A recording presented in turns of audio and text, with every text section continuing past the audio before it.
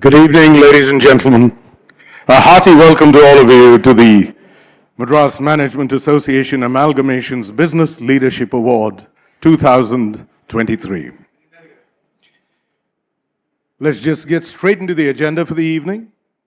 I now take great pleasure in inviting Mr. Mahalingam K., President, MMA and Partner Director, TSM Group of Companies, Ms. Malika Srinivasan, Chairman, Tractor and Farm Equipment Limited and past President, MMA, Mr. A. Krishnamurthy, Chairman, Amalgamations Private Limited, Mr. R. Seshasai, Chairman, Asian Paints Limited, Mr. S. Gurumurthy, Corporate Advisor, Commentator on Economics, Finance and Politics, and to please come up and take their place on the dais. We're also waiting for Mr. Arvind Dattar, Senior Advocate, Madras High Court, who is joining us very shortly. He's held up in traffic. He will be here in a few moments.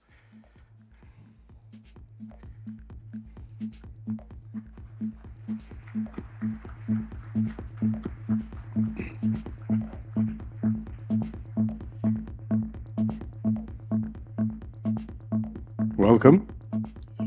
It is also a privilege and honor to now invite our awardee for the evening, Mr. N. Chandrasekaran, Chairman, Tata Sons, to take his place on the dais. May I request Group Captain R. Vijay Kumar, Executive Director, MMA, to escort him on stage. He's already here. I'm so sorry. Thank you. Well, he's already there. Ladies and gentlemen, you will agree with me when I say that nothing should ever begin without the blessings of the Almighty. Having said that, we will now have the invocation. I'd like to call upon the celebrated Carnatic singer, Vidushi Aruna Sairam, to please come up on stage to render the invocation, which will be two little pieces that she will be doing. The first one is a Ganesh song on Ganesha, written by Avvayar herself, followed by the Lakshmi Baramma. May I request her to please come up on stage, and may I request you all to please remain seated. Please remain seated.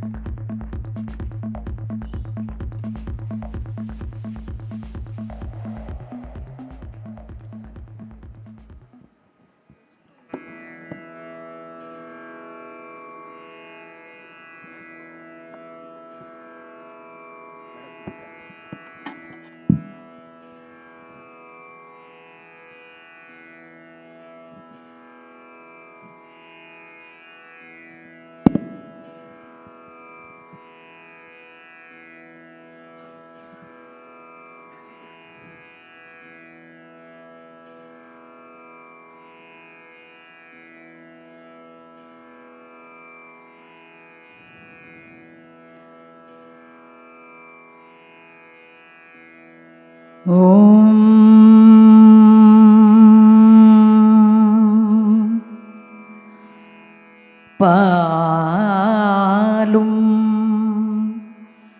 തെളിതേനും പാകും പരുപ്പും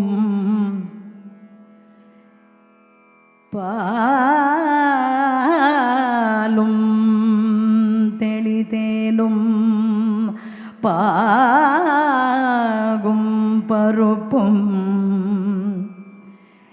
இவை நான்கும் கலந்துனக்கு நான் தருவேன்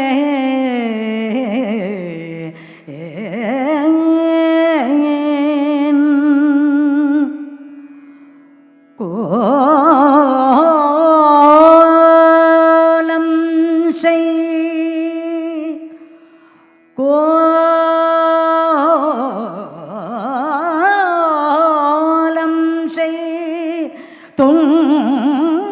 கரிமுகத்து தூமணியே நீ எனக்கு சங்க தமிழ் மூன்றும்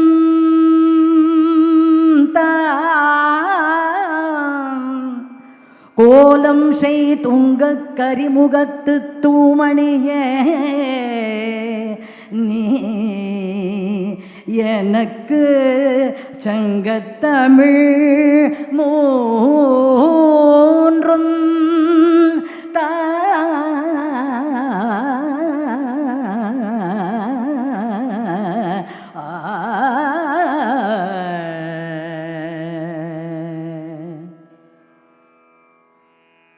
ಭಾಗ್ಯದ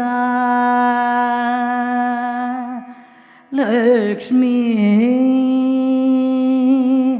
ಬಾರಮ್ಮ ಬಾರಮ್ಮ ಬಾರಮ್ಮ ಭಾಗ್ಯದ ಲಕ್ಷ್ಮೀ ಬಾರಮ್ಮ ನಮ್ಮಮ್ಮ ನೀ ಸೌಭಾಗ್ಯದ ಲಕ್ಷ್ಮೀ ಬಾರಮ್ಮ ನಮ್ಮಮ್ಮ ನೀ ಸೌಭಾಗ್ಯದ ಭಾಗ್ಯದ ಭಾಗ್ಯದ ಭಾಗ್ಯದ ಭಾಗ್ಯದ ಲಕ್ಷ್ಮೀ ಬಾರಮ್ಮ ಗೆಜ್ಜೆ ಕಾಲ್ಗಳ ಧ್ವನಿಯ ತೋರುತ ಹೆಜ್ಜೆ ಮೇಲೊನ್ ಹೆಜ್ಜೆಯ ನಿಕ್ಕುತ ಸಜ್ಜನ ಸಾಧು ಪೂಜೆಯ ವೇಳೆಯ ಸಜ್ಜನ ಸಾಧು ಪೂಜೆಯ ವೇಳೆಯ ಮಜ್ಜಿಗೆಯೊಳಗಿನ ಬೆಣ್ಣೆಯಂತೆ ಭಾಗ್ಯದ ಲಕ್ಷ್ಮೀ ಬಾರಮ್ಮ ಶಂಖೆ ಇಲ್ಲದ ಭಾಗ್ಯವ ಕೊಟ್ಟು ಕಂಕಣ ಕೈಯ ತಿರುಗುತ್ತ ಬಾರೆ ಕುಂಕುಮಾಂಕಿತ ಪಂಕಜ ಲೋಚನ ವೆಂಕಟರಮಣನ ಪಿಂಗತ ರಾಣಿ ಭಾಗ್ಯದ ಲಕ್ಷ್ಮೀ ಬಾರಮ್ಮ ಅತ್ತಿತ್ತಗಳದ ಭಕ್ತರ ಮನೆಯೊಳು ನಿತ್ಯ ಮಹೋತ್ಸವ ನಿತ್ಯ ಸುಮಂಗಲ ಸತ್ಯವ ತೋರುತ ಸಾಧು ಸಜ್ಜನರ ಸಿದ್ಧದಿ ಹೊಳೆಯುವ ಪುತ್ಥಳಿ ಬೊಮ್ಮೆ ಭಾಗ್ಯದ ಲಕ್ಷ್ಮೀ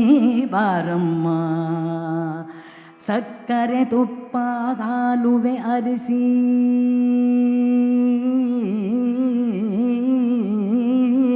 ಸಕ್ಕರೆ ತುಪ್ಪ ಹಲುವೆ ಅರಿಸಿ ಶುಕ್ರವಾರದ ಪೂಜೆಯ ವೇಳೆಯ ಅಕರೆಯುಳ್ಳ ಅಳಗಿರಿ ರಂಗನ ಚೊಕ್ಕಪುರಂದರ ವಿಠಲನ ರಾಣಿ ಚೊಕ್ಕಪುರಂದರ ವಿಠಲನ ರಾಣಿ ಭಾಗ್ಯದ ಲಕ್ಷ್ಮೀ ಬಾರಮ್ಮ ನಮ್ಮಮ್ಮ ನೀ ಸೌ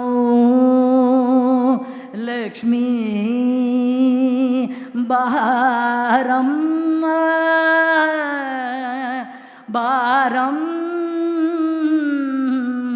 ಬಾರಮ್ಮ ಲಕ್ಷ್ಮೀ ಬಾರಮ್ಮ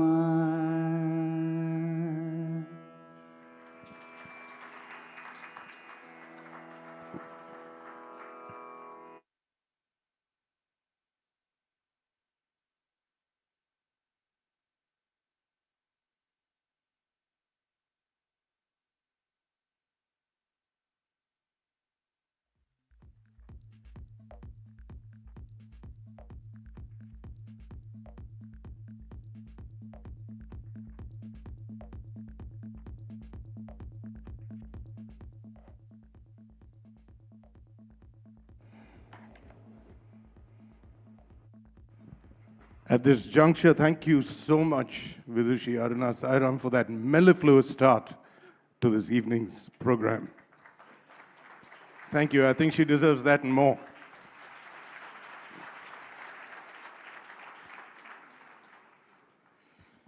We would also now like to say a very special welcome to Mrs. Chandrasekaran, who's also here with us. Thank you so much, ma'am, for being here. May I request Mrs. Krishnamurthy to please present a bouquet of flowers on behalf of all of us.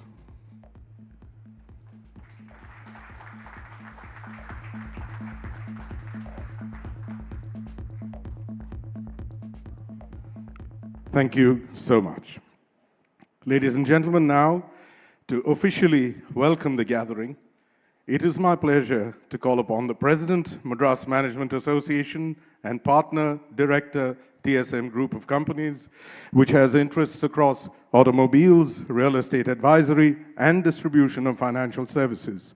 He is also an active angel investor, former president, IIM Calcutta Alumni Association, and executive committee member of Chennai Angels. To deliver the welcome address, I give you Mr. Mahalingam K.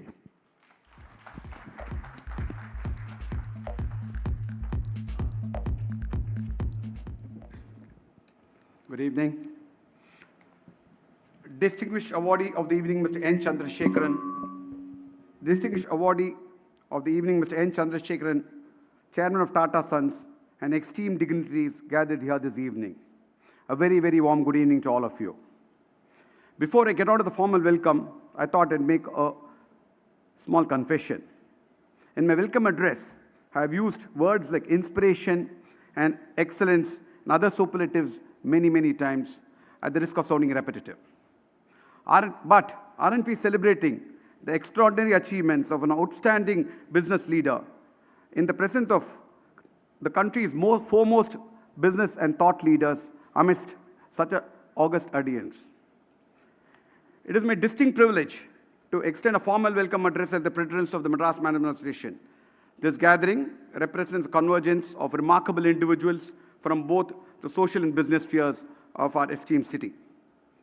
Tonight, we are privileged to host industry stalwarts, eminent business leaders, and respected administrators. Together, we celebrate not just the pinnacle of business success, but also the enduring spirit of achievement that propels our community towards greater heights. This year is the 20th Business Leadership Award that was first given to Mr. G.R.D. Tata 55 years ago in 1969. It is indeed befitting that the present Tata Sons Chairman, Mr. N. Chandrasekaran, a preeminent business leader of our times, is here to receive the Business Leadership Award this year. Thank you. A decade ago, Mr. Ratan Tata was here in Chennai to receive the award, and this continuing preeminence and outstanding contribution of the Tata Group to our nation building is a testimony to the values, culture, business dynamism, and stellar leadership qualities that the Tata Group leaders have displayed over the years. A couple of lines about Mr. Chandrasekaran. I want to start with a personal note. I'm very, very proud to say that I went to the same college as Mr. Chandrasekaran went, and we actually overlapped for a year. It's really my pride and honor to say that. That apart, of course, Mr. Chandrasekaran is an outstanding business leader. There are business leaders who create and achieve great success in business, and there are business icons. Icons who have a wider impact, inspire people, and really take forward the nation. His amazing achievements in business, his remarkable journey, his contributions to society and nation, so much to get inspired by.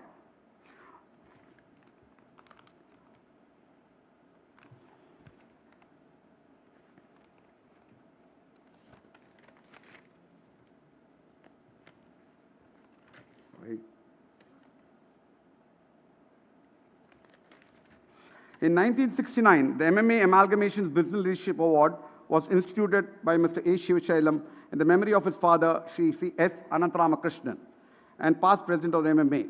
So far, 19 luminaries of Indian industry have been awarded, and each one of them has been an outstanding leader who has been a builder of contemporary India.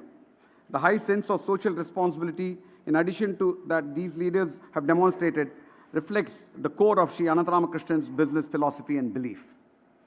As you are all aware, the late Mr. Anantharamakrishnan, the founder chairman of the Amalgamations Group, was a towering personality in Indian industry.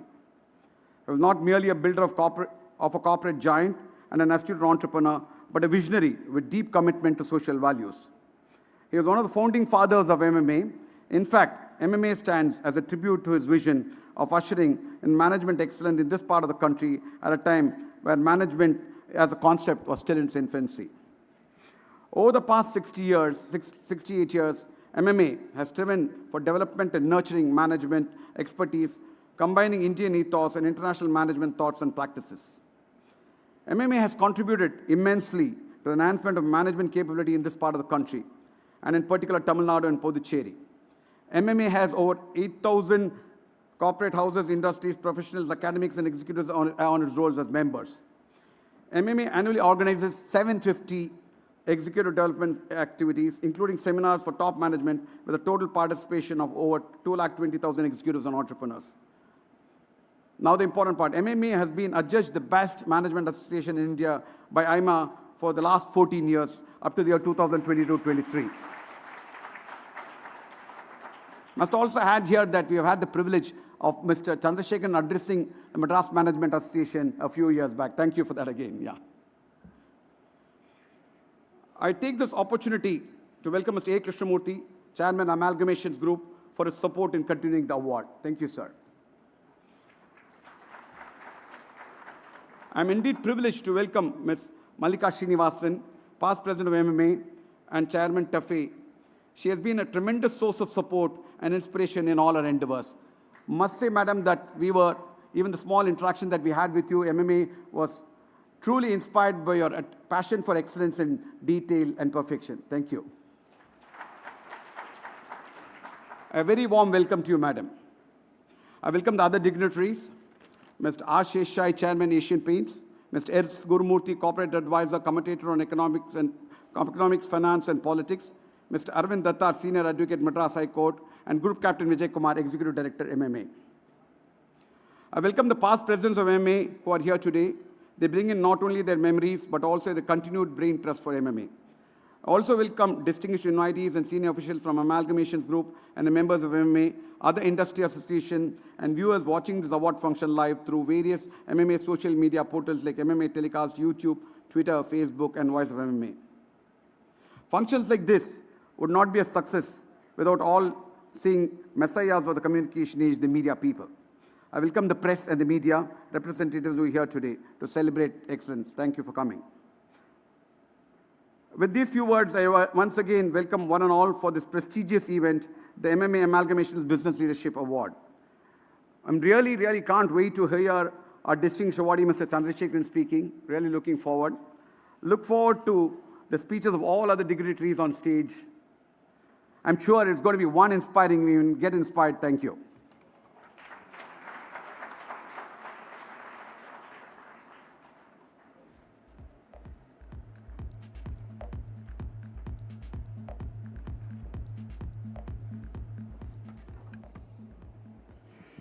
Thank you very much, sir.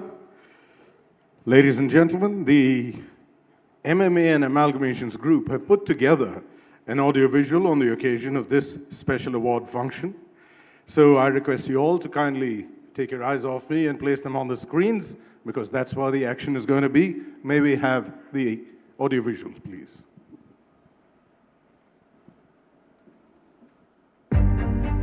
Founded by the visionary S. Anantha Ramakrishnan in 1938, the Amalgamations Group stands at the very heart of India's business legacy. J, as he was affectionately called, is remembered for a legacy that began with automobile distribution and building special purpose vehicles during the war, and went on to lay the foundation of Madras as an automotive hub in the country in the early decades after independence. It was leadership, drive, and vision of men like him that saw the transformation of Madras into a global auto manufacturing hub. Under his trailblazing leadership, the Amalgamations Group expanded to become a key player in the manufacturing of tractors, in automotive components, in agriculture, in plantations, in seeds and fertilizers, and other engineering products, setting a precedent for leadership and innovation in the Indian business community. In 1956, recognizing the need for a professional body to foster management practices and enhance the quality of management in the region, J, along with an august group of leaders, founded the Madras Management Association, MMA. The association aimed to be the fountainhead of world-class management excellence in India.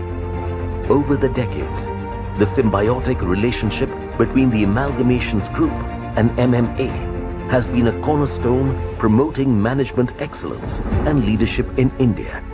The MMA has since become one of the leading management associations in India, contributing to the development of professional management both in thought and practice in the region and beyond. Alongside the inspirational leadership of S. Anantharamakrishnan, his son, the legendary A. Sivasalam, played an instrumental role in laying the foundational pillars of the MMA.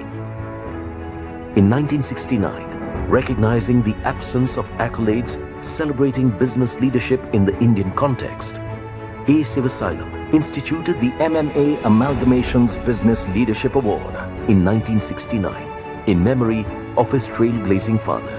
The MMA-AMALGAMATIONS Business Leadership Award quickly gained unparalleled prestige to become a beacon of inspiration, celebrating exemplary leadership and vision in the nation. Since its inception, every single recipient of the award has been a luminary par excellence. Together, this august group of luminaries are more than pioneers. They are the true startups of India, embodying and building the fabric of an industrial nation at large.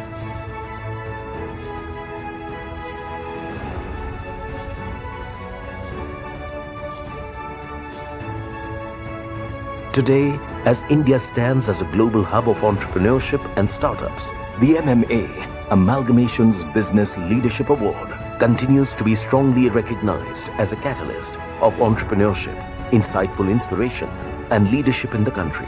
In the same breath, the MMA-AMALGAMATIONS Business Leadership Award inspires young minds, fostering a culture of innovation on the bedrock of values, ethics, and professionalism. It encourages youth interaction and emphasizes the importance of young entrepreneurs and leaders learning from established leaders. The MMA-AMALGAMATIONS Business Leadership Award is more than an accolade. It is a testament to the enduring principles that are key to shaping our nation's future.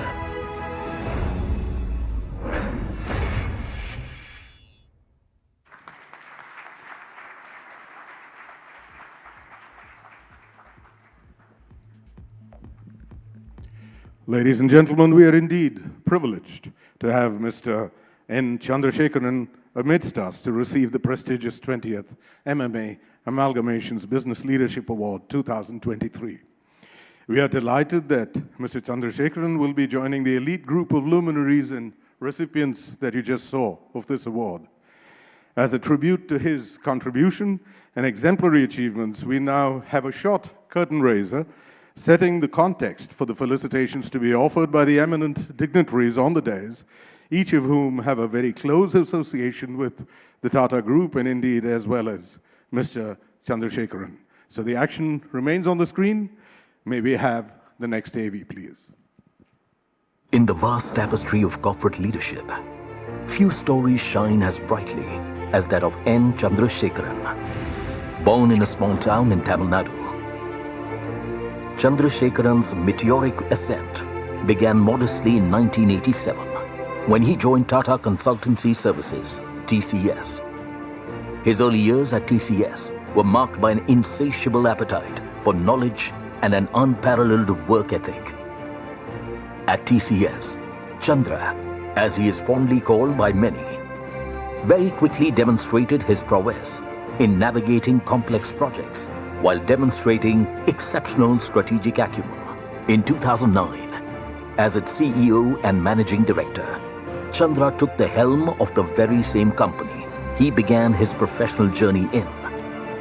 Under his visionary leadership, TCS demonstrated unprecedented growth, becoming a global IT powerhouse by expanding its footprint across continents and diversifying its service offerings.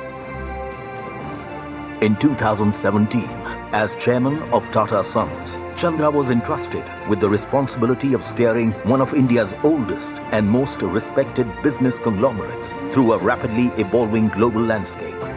With Chandra at the helm, the Tata Group embarked on a remarkable and ambitious path of transformational growth while maintaining a sharp focus on financial performance, consolidation, optimization, operational efficiency, and genuine value creation. Chandra's guidance has seen the Tata Group make bold investments in multiple sectors, ranging from sustainable transportation, infrastructure and electronics, to AI and cutting-edge disruptive digital technologies. His visionary leadership has resulted in a strategic recalibration that further enhances the position of Tata Group for sustainable growth in a dynamic global market in decades to come. Under Chandra's leadership, the Tata Group has demonstrated resilience and adaptability across its diverse portfolio of businesses, while retaining the group's unwavering commitment to nation building.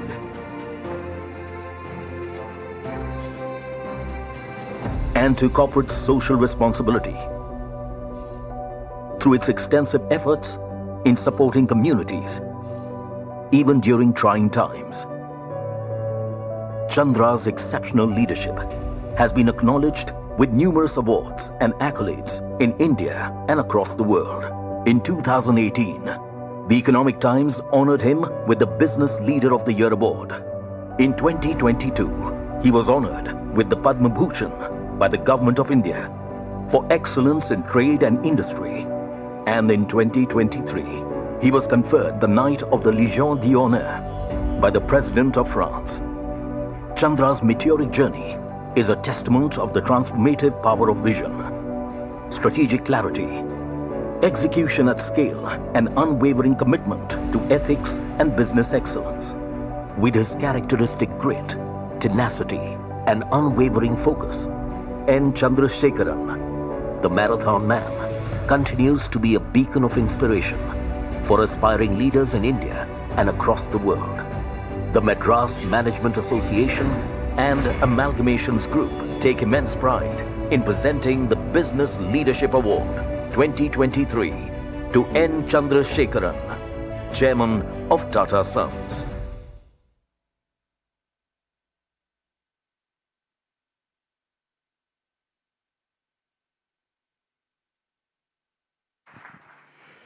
We're looking forward to a lot more of that as the evening progresses, ladies and gentlemen. Our first speaker for the evening is acclaimed for his exceptional leadership, strategic acumen, and unwavering commitment. He is presently the chairman of Asian Paints Limited. He has previously held the position of non-executive chairman at IndusInd Bank, served as the managing director and subsequently non-executive vice chairman of Ashok Leyland. He also served as the president of the Society of Indian Automobile Manufacturers and has held the position of president at the Confederation of Indian Industry. To offer his felicitations, I now invite Mr. R. Seshasai, Chairman, Asian Paints Limited, to take the podium.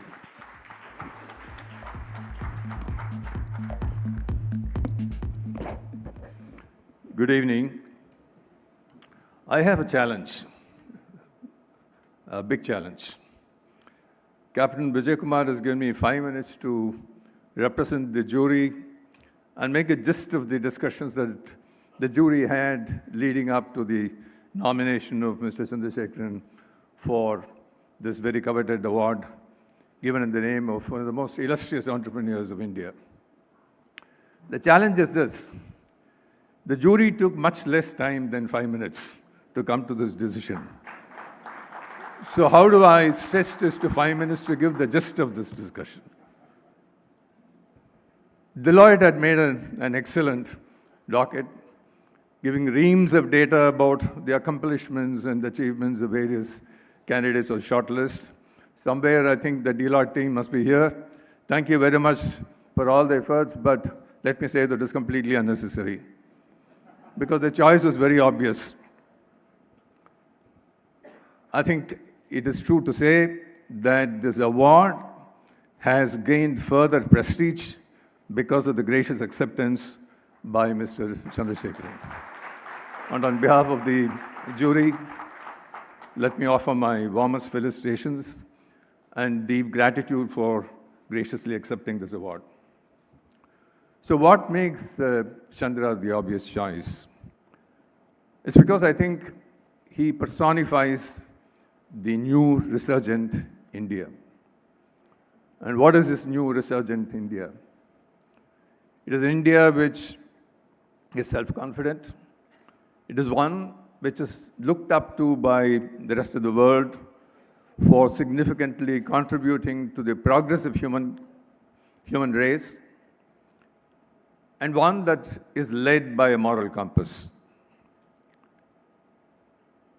That is the personification of new resurgent India that we have in Sri Chandrasekaran.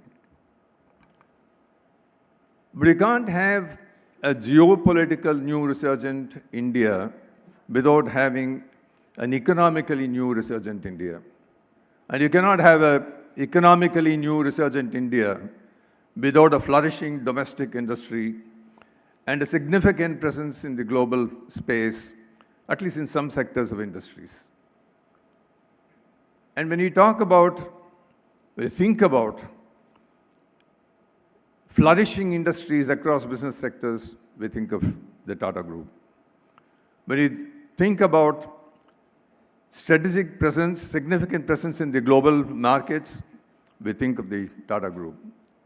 When we think about a group that has a moral compass, we think of the Tata Group.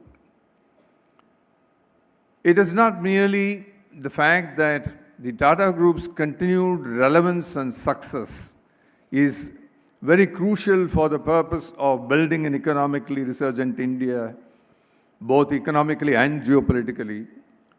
It is also the fact that over the years, Tata Group has kept pace with the aspirations of India. It's not for the past legacy that we are celebrating today. It is for the immense contribution that Chandra has made to the Tata Group in the last few years when he has been helming these affairs. Almost every group company has moved steadily towards market leadership, if it's not already a market leader, and has consolidated its global presence and significant contribution to the global space. It is that we are celebrating. And the motivation for this is not merely for the purpose of adding higher returns to the shareholders or getting better shareholder value or getting some space in terms of the growth of the group itself. I think the motivation for both the Tata Group and Mr. Chandrasekaran has been the fact that they realize that they have to play a role, an important role in building the new resurgent India. And that is a much loftier goal than merely having the goal of having higher returns for the group. That would really be a low bar. If that answers the question of what of this leadership that we're celebrating, the how of this leadership is even more interesting. The resurgent new India is not being built by breaking from the past. It is being built as a continuum with the long years of history and culture behind that. Of course, it is very legitimate to argue which part of the history needs to be taken forward and which part of our history needs to be discarded. There can be a lot of discussions on that, even disagreements on that, at a political sense. But in terms of what Chandra has done to Tata Sons, in terms of transformation, in terms of what is grown, what is jettisoned, there is no disagreement, there is no discussion on that at all, because the corporate watchers are all very clear that this is going in the right direction under the outstanding leadership of Chandra. I think I came across one of his quotes some time ago, and it said beautifully that without evolution, tradition is dead. And without tradition, evolution is meaningless. I think it is that distinction that you make.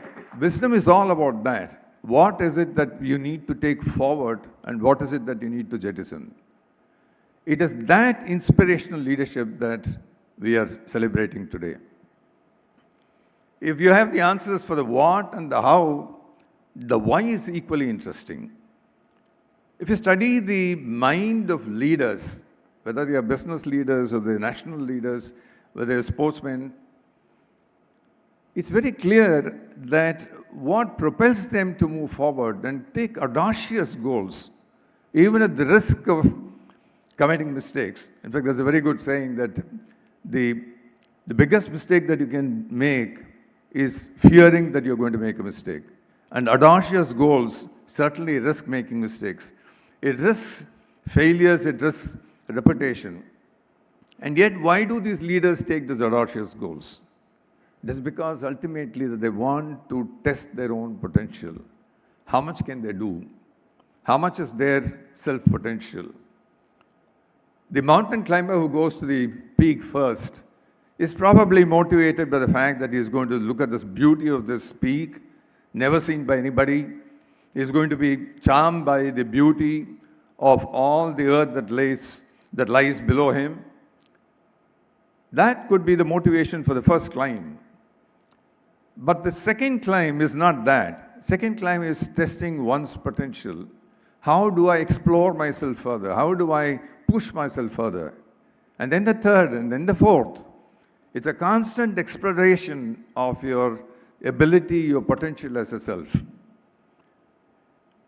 If you have Vishwanathan Anand having 5 times world championship, it is because he's testing his own potential. If Dhoni is continuing to play competitive cricket, it is because he's trying to push himself to see what more can he do. And the pinnacles, the peaks that Chandra has scaled, to my mind, are just 2. They're commas, they're not full stops in the script that he's writing. His first peak was TCS, the second peak was TATA Sons. And you look at him, he is going to have many more peaks to climb. Look at what he has done in TATA Sons. There is much more that he is going to be unraveling.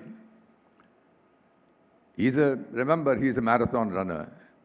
And that's the reason why I believe that we need to celebrate this person, this outstanding leader, who's not only given so much, but who's got a potential to give so much more. Thank you very much. I think I have saved another minute for my friend. As a true accountant, I've saved 1 minute, and that's been given to Guru, who is a much better accountant than I am, so I'm sure that he's going to make much better use of this. Thank you very much.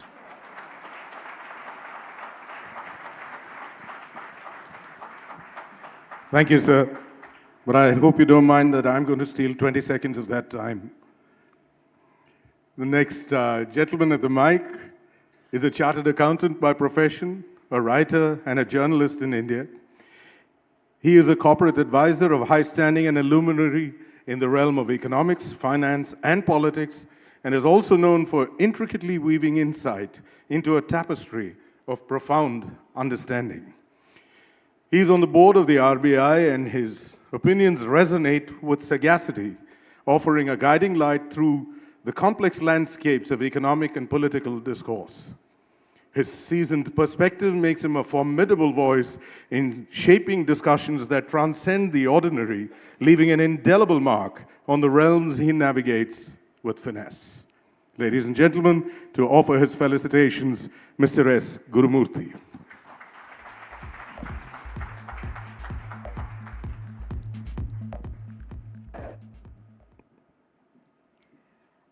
I am delighted to be here to celebrate somebody who has been my icon for a long time.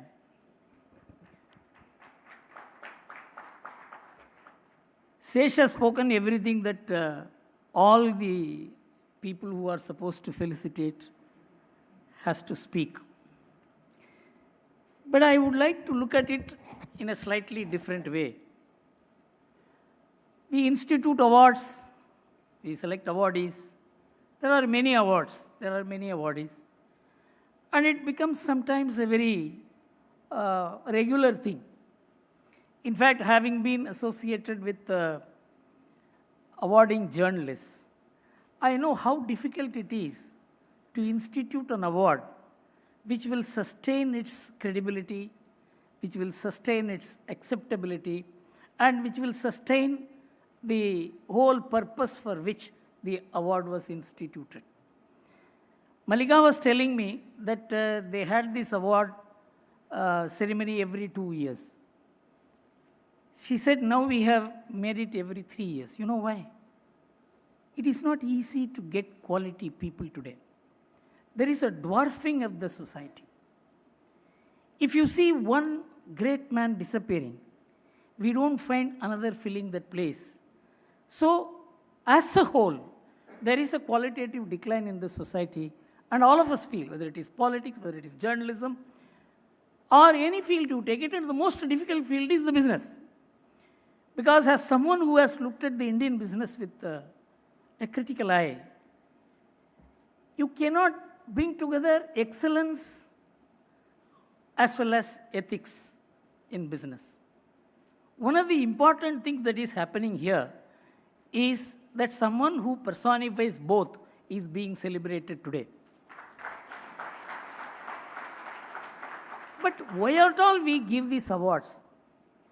You know, there has been so many changes in the world which has taken place.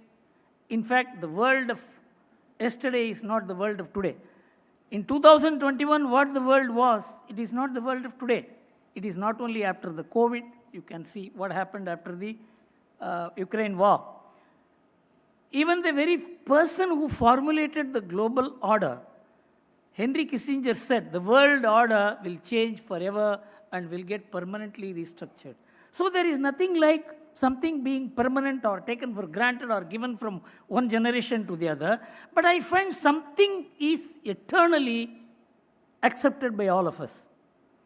And that is very relevant to say here. There is a sloka in Bhagavad Gita. Yadyatha charasi sreshtaha tattat teva itaro janaha sayat pramanam kurute lokastat anuvartate. This standard has never changed for the last several thousand years.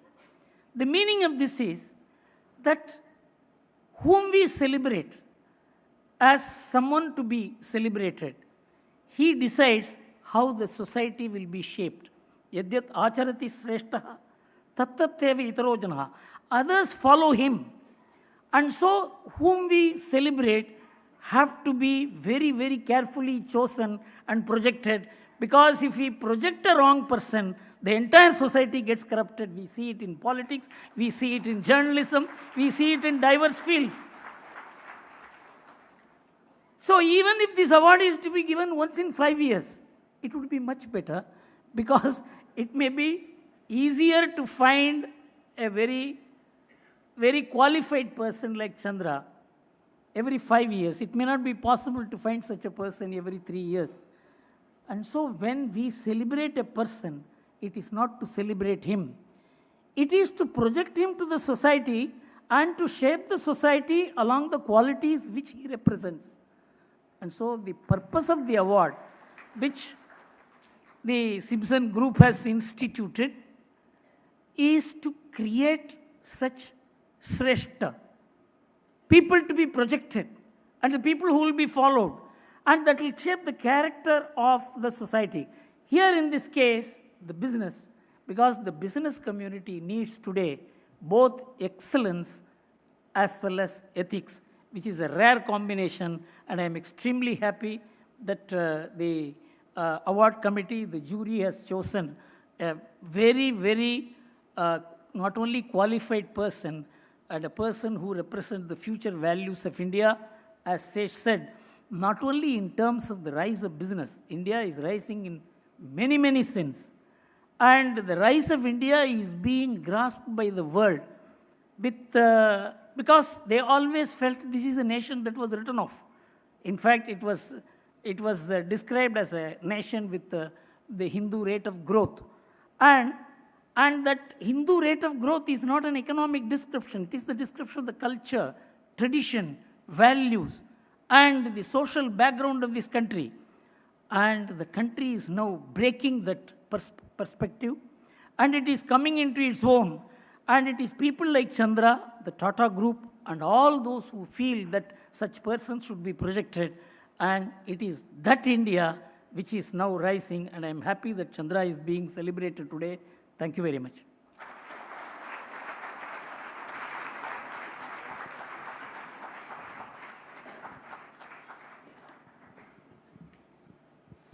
Thank you, Mr. Gurumurthy. A distinguished senior advocate in India, our next speaker, specializes in constitutional, commercial, taxation, and regulatory laws, primarily at the Supreme Court. Designated as senior advocate by the Madras High Court in 2000, he extends his expertise to various high courts as well, tribunals, and international arbitrations, regularly appearing before the Supreme Court and serves as amicus curiae, aiding the court on constitutional and taxation law matters. With great pleasure, I now invite Mr. Arvind Dattar to offer his felicitations.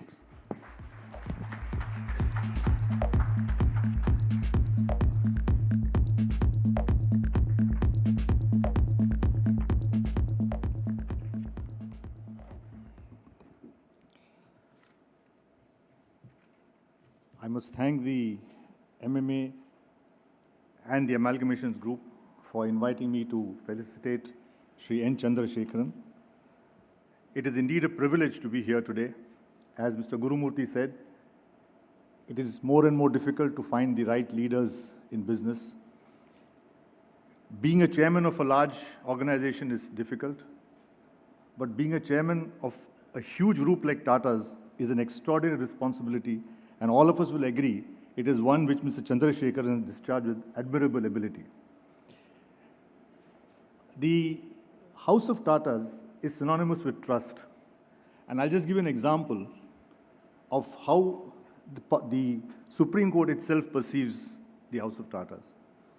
I was arguing an important case dealing with accounting standards, and I showed the balance sheet of my client and trying to persuade the court to follow that this is what we have done and it's the right step. Not being fully convinced, I produced one more balance sheet of a very large company, and I said, my lords, the same principle is followed by other corporate houses as well. They looked at the balance sheet and then they talked amongst themselves. And the presiding judge said, Mr. Dattar, can you produce a Tata balance sheet? I think that single example epitomizes what the Tata Group stands for, and no better person to lead it than Sri Chandrasekhar. As I said, if a picture is worth 1,000 words, one statement of the Supreme Court really symbolizes what the entire group stands for under his leadership as well. In that sense, Field Marshal Slim, who turned around the Burma, in almost defeat in Burma to victory, gave perhaps the most apt definition of leadership. It consists of just 3 words.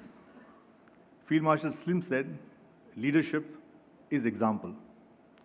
And I think that symbolizes what leadership and exactly what Sri Chandrasekhar stands for and for what we are felicitating today. Now I must tell you a small story. When I walked up the dais, I think my colleagues, Sesha, thought I'm going to read something like a lawyer from these books. But it is not. So I'll tell you an interesting point. And when Mrs. Mallika Srinivasan invited me to speak at this Business Leadership Award, I thought I'll go to the bookshop and get some books on business leadership, because being a lawyer, we are completely divorced from leadership, for the time being at least. Yeah. So, I mean, I'd read the book by Warren Bennis and Peter Drucker in those days. So I said, what is the latest thing on leadership? And it's a remarkable coincidence that I walk into my bookshop, which I usually go, and I find 2 books called the Tata Stories and the Tata Saga. And I have spent a good amount of time reading both. Apart from the fact that they are far more interesting than the income tax reports or the GST Law Times, they are a book which all of you must purchase. If you read the Tata Stories and the Tata Saga, it is really unbelievable what this group has done. I was shocked to note that Sir Jamshedji Tata had a correspondence with Swami Vivekananda. It was news to me. This is the group which had a silk farm, made the 4th largest supercomputer, and so many more achievements were there as far as this group was concerned. So I thought that this is really the legacy, and what great honor then to felicitate the chairman of such a wonderful group. And I'll finally conclude by, in this Tata story, there is a quote attributed to Sri R.K. Krishna Kumar, who was formerly one of the directors of Tata Sons, if I'm not mistaken. And he makes a statement which perhaps epitomizes what Mr. Chandrasekhar stands for. and I'll read that quote. I was very impressed with this sentence. The quote says, "Vision often makes its first appearance as a pipe dream. It is the true calling of leadership to seize such dreams and transform them into a splendid reality." Sir, Mr. Chandrasekaran, I do not know your vision or your pipe dreams, but on behalf of all of us, I will say that may your vision, may your pipe dreams be transformed into reality as early as possible. Thank you.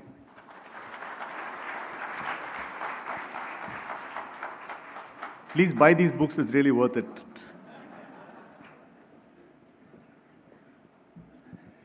Thank you so much, sir.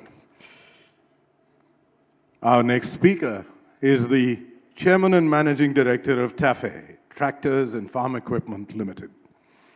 TAFE is one of the largest tractor manufacturers in the world, powering farms in over 80 countries with a turnover of 12,500 crores.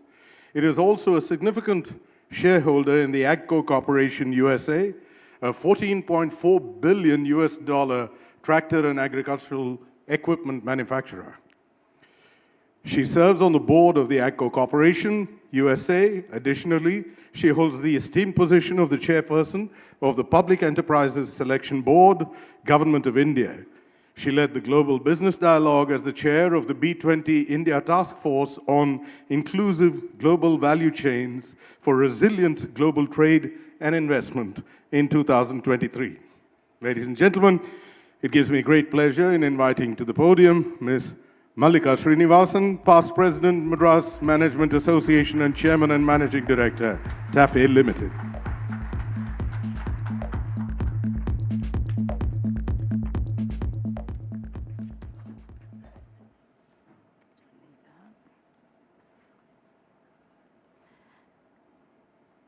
Mr. Chandrasekaran, Mr. Krishnamurthy, dignitaries on the dais, and friends. When I reached out to Chandra to invite him and Lalita on this occasion, he expressed how honored he was, and he was happy to talk about nation building, the transformative role of AI and digital, and so on in his memorial lecture, which we keenly await today. But stayed clear, despite my gentle prodding, in keeping with his characteristic humility, to talk about his achievements.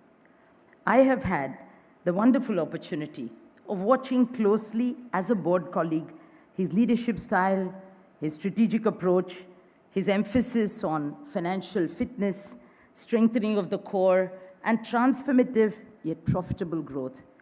And you think you know how Chandra works.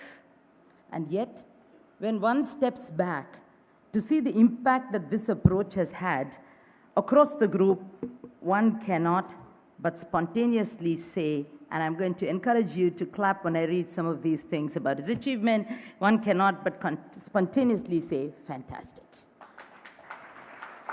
So stepping back for a moment in time to look at his tenure at the helm of TCS before taking over as chairman Tata Sons, and I'm happy to see Mr. Kirtivasan here represented TCS today. TCS's revenues nearly tripled from 6.3 billion to more than 16.5 billion. And TCS became India's largest private sector employer, and today boasts of a market cap of 180 billion. This is in itself is no mean achievement. As Chairman Tata Sons, Chandra seeing the huge growth potential that, and I've seen him argue through each company, the depth that every company had in terms of its competence, in terms of its financial capability, and the potential that offered, and appreciating the synergistic gains that could be leveraged, and if I may add, sometimes annoyed by the lack of it, he articulated the One Tata approach in 3 words: simplicity, synergy, and scale. To these were added the themes of sustainability, supply chain, and AI, and we can see these themes play out as a common thread across the group. As I mentioned earlier, what struck me the most was his aggressive growth approach combined with a clear focus on profitability. and bold investments that would make sure that the Tata Group remained at the forefront in a rapidly transforming India, and the results are clearly manifest. Under his leadership since 2017, market cap has grown 3 times to cross 30 lakh crores, driven by Tata Motors, and keep those applauses going because lots more coming. Tata Motors, Trent, Titan, TCS, India Hotels, and Tata Power, among others. And this market growth is not led by TCS alone. The market cap of the group, excluding TCS, has grown nearly 4.5 times during his tenure. In the last 7 years, revenues have doubled to cross $150 billion, while at the same time, group profit after tax has grown 3 times to exceed $10 billion. Of the 26 core group companies, 15 have more than doubled their profit after tax, and 11 companies have seen PAT grow 4 times. The Tata brand alone, perhaps the most valuable brand in the country today, is valued at over $28 billion. Chandra has demonstrated that he and the group are not shy of big bets. Besides acquisitions like Bhushan Steel, Big Basket, and so on, and consolidation of the consumer products business, a little over 2 years ago, it was, and I didn't hear any of our previous speakers mention this in particular, it was a proud moment when the Tatas brought Air India back to their fold, and soon followed with a mega fleet modernization and a new branding. And on a lighter note, talking of synergies, we see the iconic Maharaja is now found across the royal suites of all the Taj hotels, subtly synergized for branding and customer experience. An emphasis on mega trends that are shaping the future of the world, digital, sustainability, and global value chain resilience are in clear focus. Tata Motors leads the EV charge. And I think Lalita will be happy to hear this, given our conversation earlier. EV charge with greater than 75% market share in the Indian EV segment. And large gigafactories in India and the UK will deliver electric mobility and renewable energy storage solutions for customers in the UK, Europe, and India. Tata Electronics has become the first Indian company to manufacture large volume mobile enclosures and iPhones, and has set up a fully indigenous semiconductor assembly and test facility, proposes to invest in a semiconductor fab facility. The group has developed an indigenized 4G, 5G telecom stack and is doing an accelerated rollout of over 100,000 sites. The sweep of the Tata Group investment across a variety of areas is breathtaking. Chandra, as we all know, and as was mentioned earlier, is a marathon runner, and he brings the marathon focus and consistent energy to the Tata Group's growth initiatives. I would on this occasion like to express my appreciation of the role Lalita has played, as I'm privileged to know personally that on every occasion that she has encouraged him to take on bigger challenges, looking at them as big opportunities. Lalita, please get up. Lalita, could you get up once? Please, a special round of applause to her, please. While Chandra and Lalita may have moved from South India has not left them, the culture being so intrinsic to both of them, be it food, Carnatic music, or our traditions. The MMA-AMALGAMATIONS Business Leadership Award is South India's biggest and most prestigious award, and we are honored to have Chandra here in our midst today to receive it. All good wishes to you, and more power to your endeavor to make brand Tata bigger, more trusted, and more loved, and brand India the most dynamic growth engine in the world, one that combines growth with the progress of humanity. Thank you.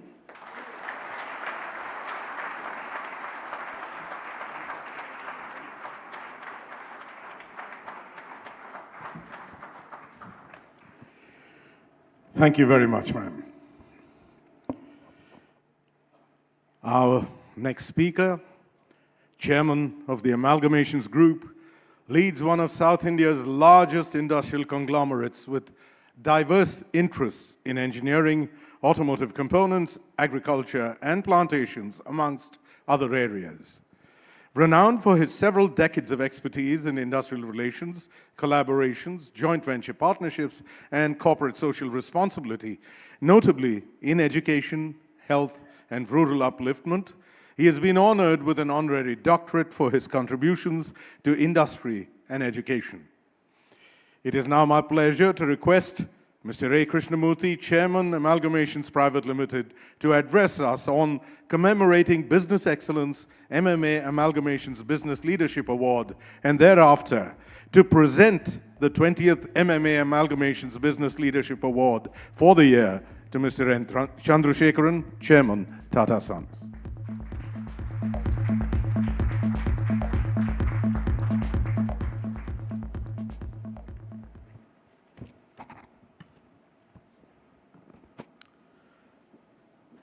Mr. Chandrasekaran,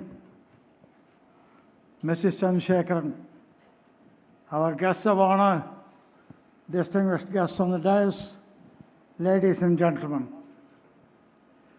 We have just heard some wonderful and justified tributes and encomiums being paid to Mr. Chandrasekaran. As the 20th recipient of the MMA-AMALGAMATIONS Business Leadership Award, Mr. Chandrasekaran joins an elite echelon of institution builders of a modern India, the first recipient being the iconic and enduring role model of Indian industry, Mr. J.R.D. Tata himself. The MMA-AMALGAMATIONS Business Leadership Award, instituted in memory of Mr. S. Anantharamakrishnan, founder and past president of MMA, who was one such institution builder. His beginnings were humble from a village in Tirunelveli. Through his hard work and vision, going on to do what was perhaps then a very early example of a leveraged management buyout as the British left the country. He then grew the company and the group at a fast pace through both M&A and organic strategies to create the nucleus of the tractor and auto component manufacturing and trading in the state. His vision, commitment to business ethics, and his strong belief that business needs a strong and acute sense of social responsibility marked all the activities he undertook in his lifetime. Past awardees, apart from Mr. J.R.D. Tata and Mr. Ratan Tata, as what we have seen earlier, included luminaries from all sectors: Dr. V. Krishnamurthy, Dr. Kurian, Mr. Aditya Birla, Mr. Steve Kohli, Mr. Sunit Buttle, and Mr. Mohammad Mapillai, to name a few. The past awardees, as you have seen just now, have all in their own way has been building strong and industrial fabric that we have today, while sharing the common thread of strong values and ethics, identifying and addressing key areas for sustained growth of the economy and the people of our country. Their contributions have been founding blocks of our economy. At this very forum, these leaders have shared their insights and success factors as relevant to their times that drove their leadership and vision. This award has thereby become, with the efforts of Madras Management Association, a cornerstone event in the business calendar of the region and an inspiring event for established businessmen, aspiring entrepreneurs, and students alike. It is indeed befitting that the present Tata Chairman, Mr. N. Chandrasekaran, a preeminent business leader of our times, has graciously agreed to receive the award. It is a testimony to the values, culture, business dynamism, and stellar leadership qualities that the Tata Group leaders have displayed over the years. Mr. Chandrasekaran, taking forward the rich nation-building legacy of the Tata Empire, has seized the opportunities presented at scale in a growing India to set the Tata Group on a transformation, growth path and position it in the forefront of leadership towards a developed India. In continuing the awareness and response to the ever-demanding needs of the society, education, technology, healthcare, environmental, and in almost all segments, Mr. Chandrasekaran's participation has been and is exemplary. It is India's pride that Mr. Chandrasekaran has been recognized in many important forums in other countries. Mr. N. Chandrasekaran today does us an honor by graciously accepting the MMA Business Leadership Award. On behalf of the Amalgamations Group and Madras Management Association, I offer my heartiest congratulations. In recognition of his strategic foresight, exceptional leadership, and high standard of commitment to business excellence, we Amalgamations Group and the Madras Management Association are privileged to present Mr. Natarajan Chandrasekaran with the MMA-AMALGAMATIONS Business Leadership Award of 2023 on this 28th day of February 2024. Thank you.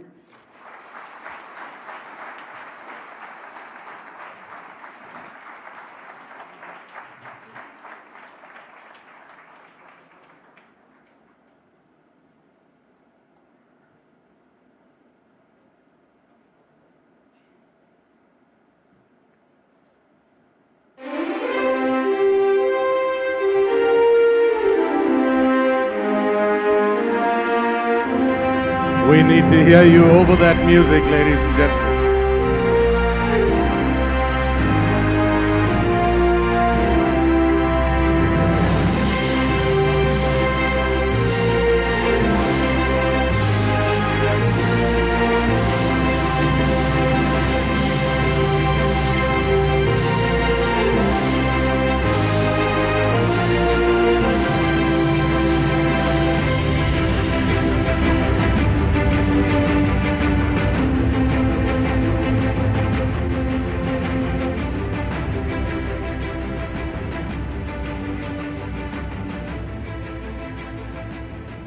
Ladies and gentlemen, I now call upon our awardee, Mr. N. Chandrasekaran, to deliver his award acceptance speech and the 20th Anantaramakrishnan Memorial Lecture on India's leadership in a pivotal decade. Please welcome him to the podium with as big an applause as you can.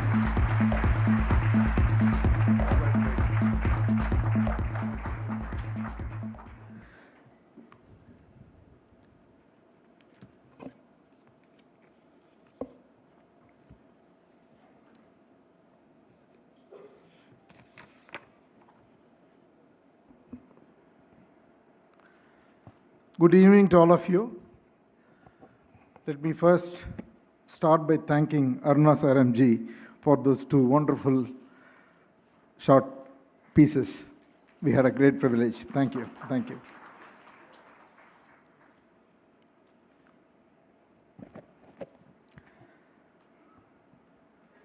Mr. Krishnamurthy, Ms. Mallika Srinivasan, Mr. Gurumurthy, Mr. Seshasai, and others on the dais, ladies and gentlemen, friends, and friends from the media. It is truly a tremendous honor and privilege to be here at this moment. Since 1969, 19 business and industry leaders have been honored with this I would say, most iconic, prestigious, one-of-a-kind award, MMA Amalgamations Business Leadership Award, in memory of Sri Anantharamakrishnan, founder and past president of the MMA. I would like to take this opportunity to express my very deep gratitude to MMA, the jury, and the Amalgamations Group, and Mallika Srinivasan also in particular, for honoring me with this award. And I would like to dedicate this to all my colleagues, the entire Tata Group, whose contributions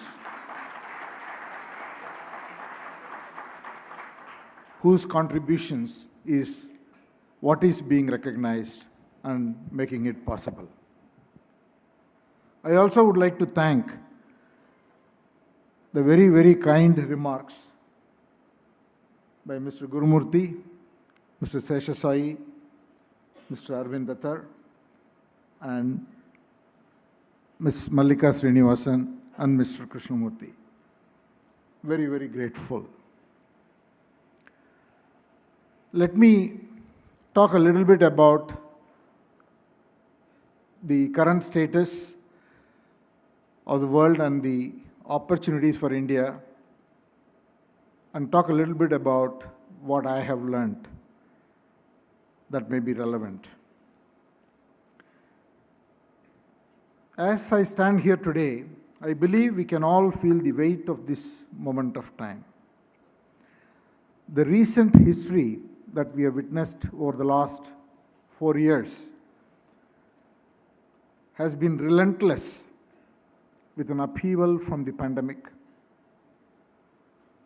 military conflicts, growing inequality,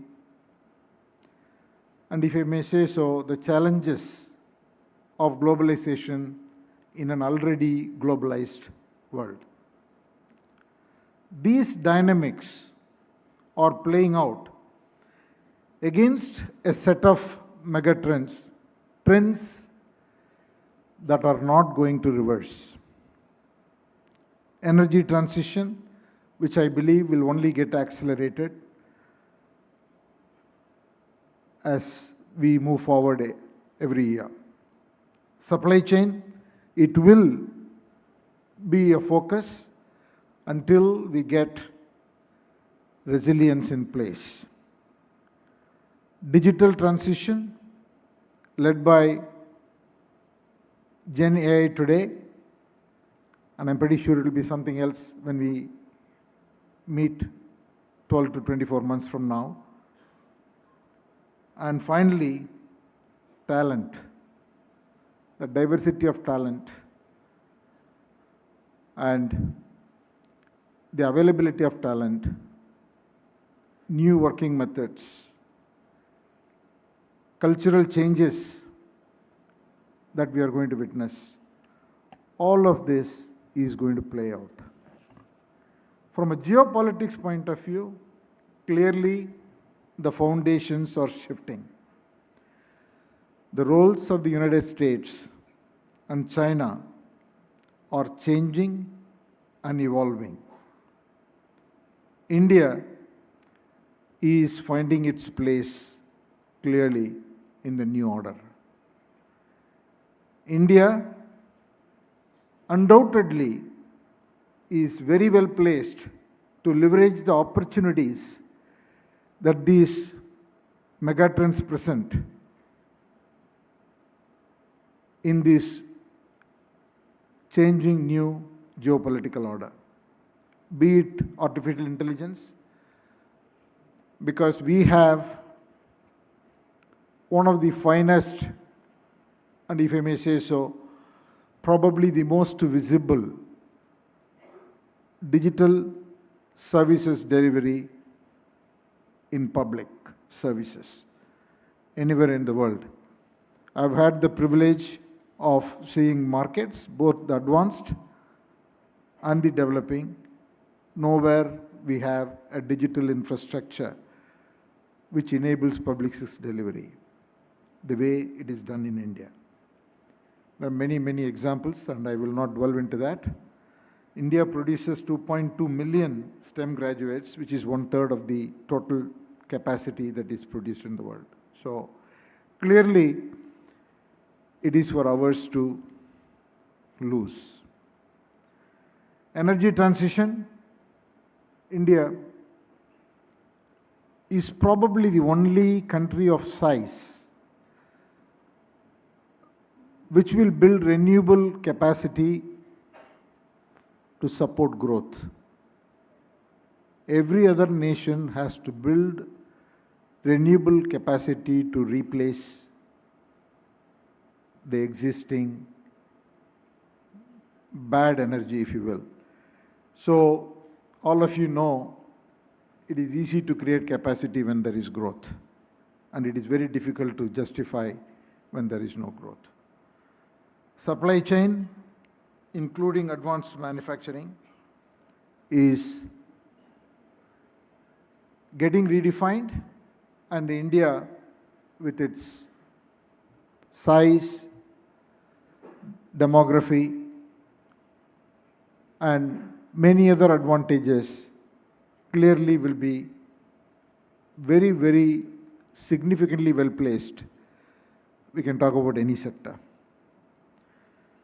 But I'm not going to get into each of these opportunities. I am going to talk more about what do we need to do if we need to capitalize all these unique opportunities, which probably is once in a lifetime. We need leaders. We need leadership which can think clearly, think at scale, think big, be bold, but at the same time, execute flawlessly. One wrong execution puts you back. Probably for an entrepreneur, one wrong execution at scale, life is over. So, while I would say all of the things that we need to do from a opportunity perspective and scales perspective, execution is equally important. As organizations, we must elevate our ambitions, but at the same time, develop the muscles, organization muscles that are required. I will talk more about that. And secure the very right talent. At the same time, every business has to get the basics right. There is no way you can succeed if you compromise on the basics. While we need speed, we need agility, we need to move quickly, we need to think at scale, we also need to be patient, because we cannot throw ourselves at everything. Some bets are for us or for a particular entrepreneur, for a particular business house. Some bets are not. So one has to be very clear about that. I will talk a little bit about my experience in the last 7 years. I'm not going to spend more time on my time at TCS. But TCS gave me enormous opportunities. Couple of lines, if I have to say, I spent 30 years in TCS. I learned every bit only on the job. I didn't go to a business school. I didn't do a course on strategy. Everything that I learned is by working with clients, by working with colleagues, by taking decisions, by making bets. I had the opportunity to work and serve for the finest companies in the world, the largest and the best in their business. I had the opportunity to live to exacting standards.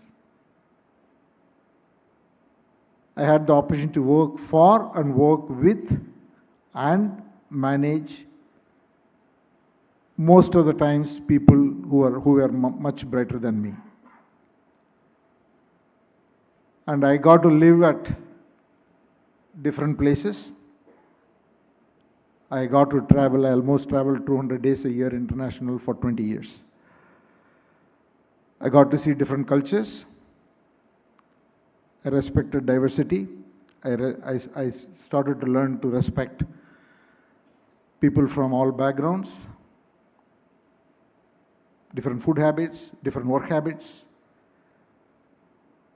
It definitely made me a very solid professional. So I can never stop talking about it, and I can never talk enough. There is so much more to that life. Then I had the opportunity to move to Tata Sons. Before I start, I need to express my deepest gratitude for Mr. Ratan Tata.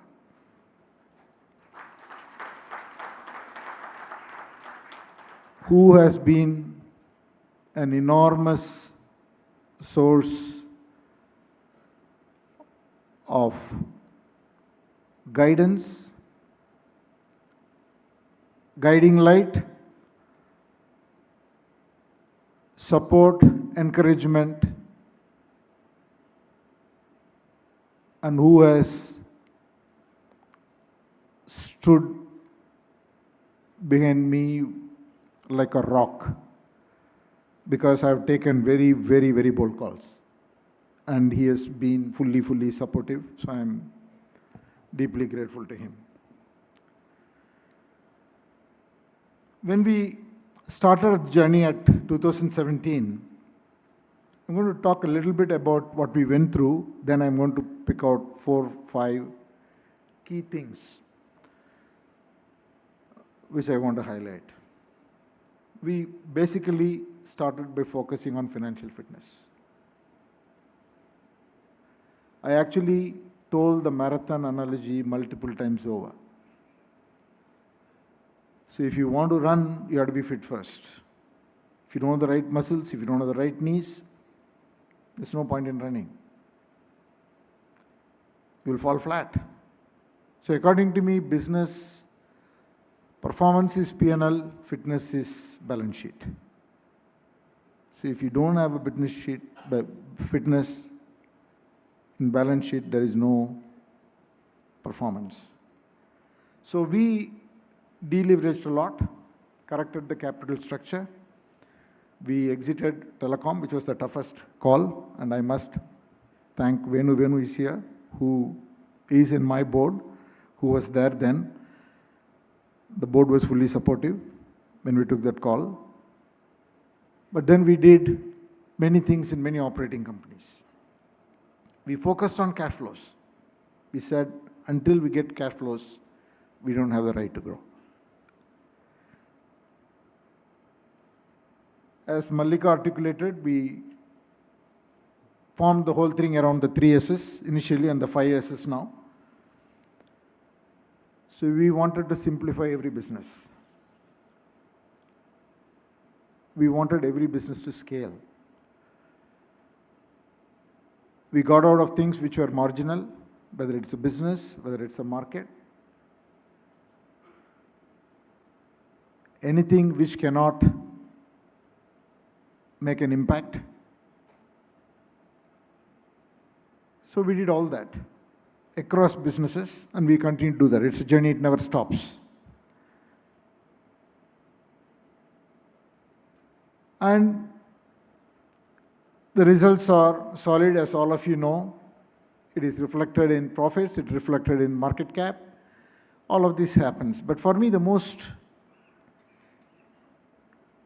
important thing that is very satisfying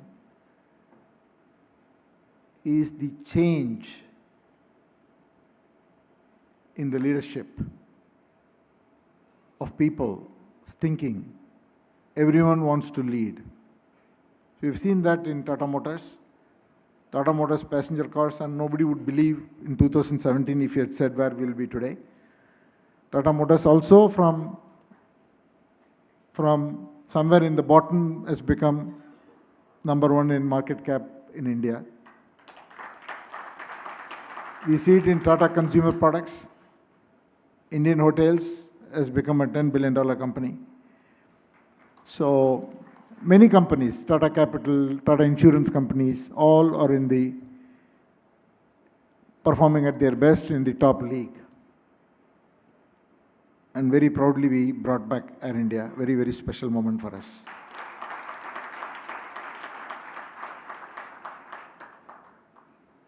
And we have made bold calls, and we have said no to many, which probably is not known outside.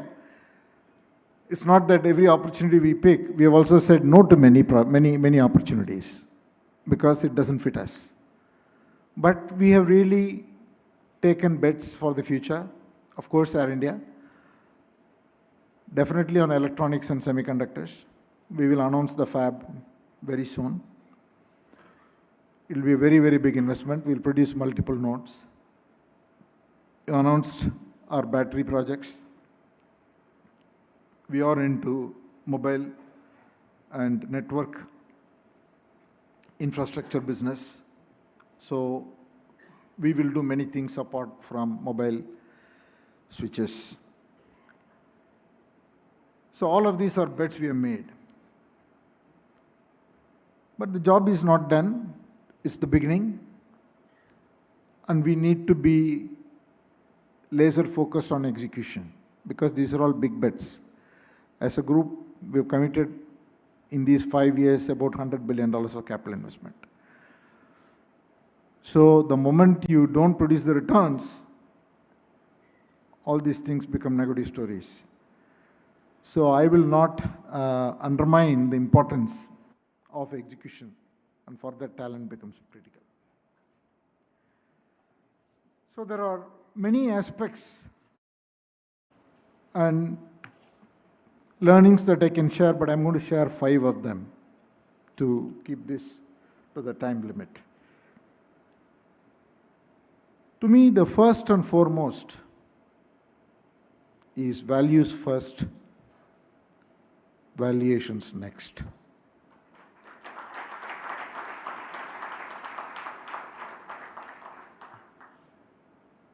See, Tata Group has a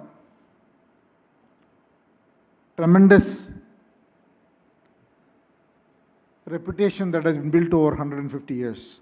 If you ask me, one fundamental task we have, beyond anything else, is to keep that. Because that's what gives us the license. Everyone, I said when I took over, he said, what is the advantage? I said, in Hindi I said, हर एक आदमी टाटा को अपना company समझता है. Every person in this country thinks that Tata Group is my company. So that is the benefit we have. But then that comes with a responsibility. I think ethics, frankly, I have only 2 things or 3 things I go through in my mind. It is not that these questions don't come up and it's not easy. It's not difficult to make choices if you make it very simple. Well, first question I ask myself is, what would Jamshedji do? What would JRD would have done? What is Ratan Tata would have done? To do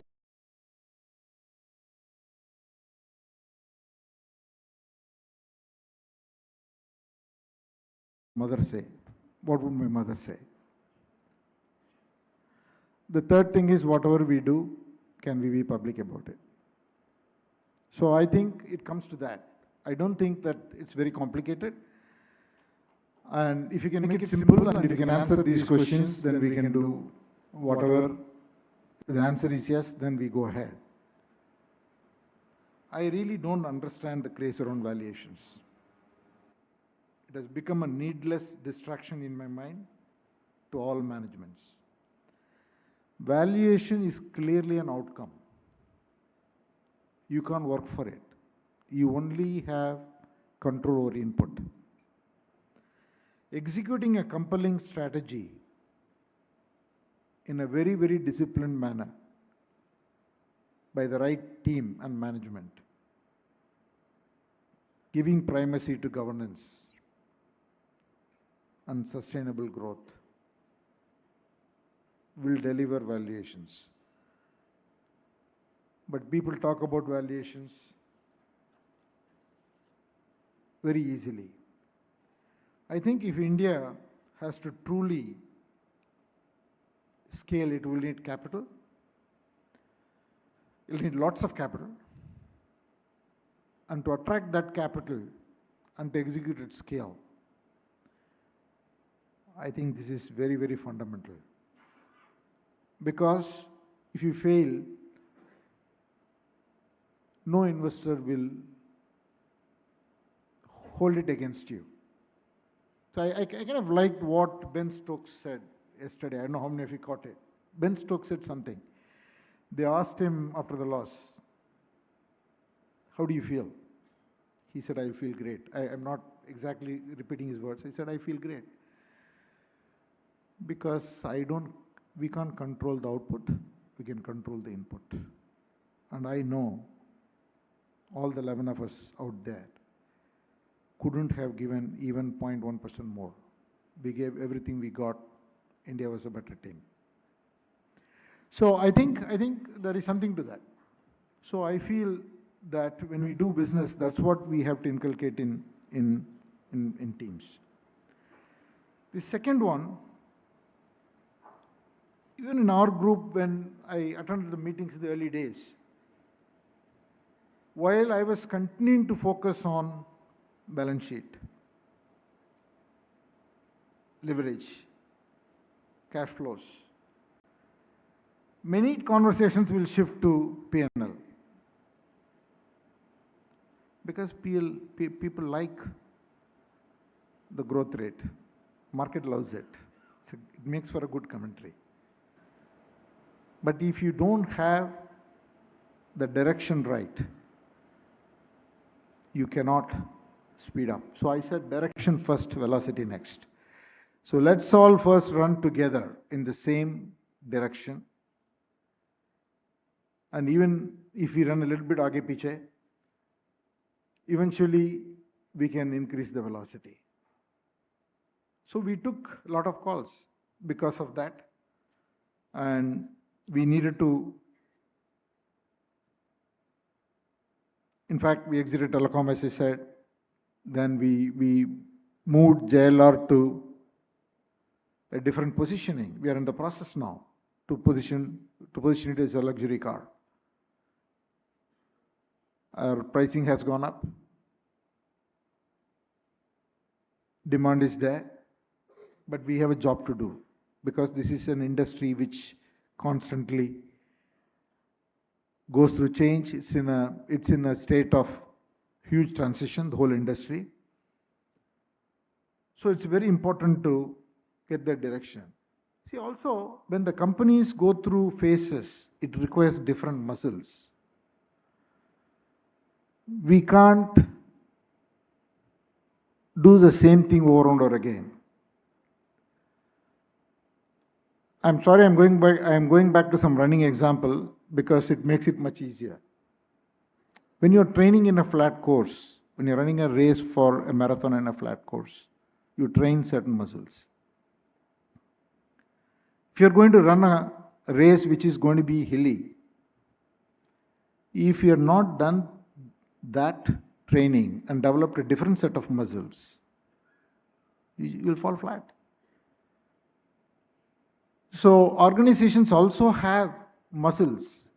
When things are going well, certain capabilities required. When things are very bad, the muscles are different because basically the CFO takes over the company. Does not allow you to spend anything. Cut, everything. So the people in business forget growth. So if you want to change, it's like a changing gear. So different phases of the company requires different muscles. And Organizations need muscles and they have to constantly, see, the muscles have got one simple rule: use it or lose it. Organizations have the same thing: use it or lose it. You cannot say, I've become very successful, I'm producing 10% growth, my profit is 15%, I'm doing very well, so this is my bar and I'm going to keep doing it. Oh no, 2 years, you'll be gone. So you have to constantly train for new things. So I say that when doctors tell somebody that you need to do exercise, start walking 45 minutes. So they start walking 45 minutes. And the problem is after 3 months, your body can do more. So you can't make the 45 minutes walk for life. So you've got to change something. So organizations have got muscles. And different muscles are required when you take on different things. And we've got to be constantly looking. I feel HR has a very important role to play. Because we need that partnership between HR, finance, and business. And frankly, there are times somebody has more power. But it is not constantly the same person. So that's where the chairman has to play a role in balancing that power and form a partnership. So we are doing this in every company. And some we are trying to do at the group level. And we are seeing that in many, many situations. The other thing, while all this speed and agility aspiration is required, you need patience. See, I studied in Tamil school. So, in fact, Lalita knows that once I wanted to only do Tamil. I wanted to only do Tamil literature when I was young because I really liked, I grew up in an environment where I read a lot of Tamil. So I go back to Avayar, I think, who is the greatest sage or poet, whatever you want to call. I always call Avayar the first Twitter. So Twitter has 140 characters. Avayar sayings have got 6 or 7 letters actually. So one Avayar saying always comes to my mind. So I'm going to read this in Tamil. Many of you may know. Odu mean oda, uru mean varumalavum, vadi irukumam kokku. So kokku will sit in that Athangarai, Parai. And then it will see all these fishes keep going back and forth, back and forth, back and forth, back and forth. Its attempt never fails. It only will attempt one. It may take 1 hour, 2 hours, but it will decide when to go. When it goes, clack, it's done. So, opportunity picking should be like that. Every day, all of you meet bankers. I'm sorry, Krish, you are here, but all bankers come every day. You are shown tens of opportunities. Businesses come every day. They want to do this, they want to do that, whether it's acquisition or whatever. Any bets you make, I have felt that staying calm. Mr. Tata used to say, there are many pebbles on the beach, so you've got to be careful which pebble you pick. Same thing. So I feel patience is something very important in making calls. The third aspect I want to talk about is talent and winning mindset. People ask me, how do you recruit people? Who do you choose for the job? Do you look for domain skills? Do you look for track record? All these questions, and all of us go through that. Whether you are a small company, big company, whether you are in manufacturing, whether you are in services, all of us go through. I actually look for 2 or 3 qualities: a winning mindset, a positive attitude, and the ability to collaboratively work. A person who will put himself or herself not above the organization. Every time will put the organization and the team. I think if these three qualities are there, they can be supported. Sometimes they need to go through training, sometimes you need to pair them with other people.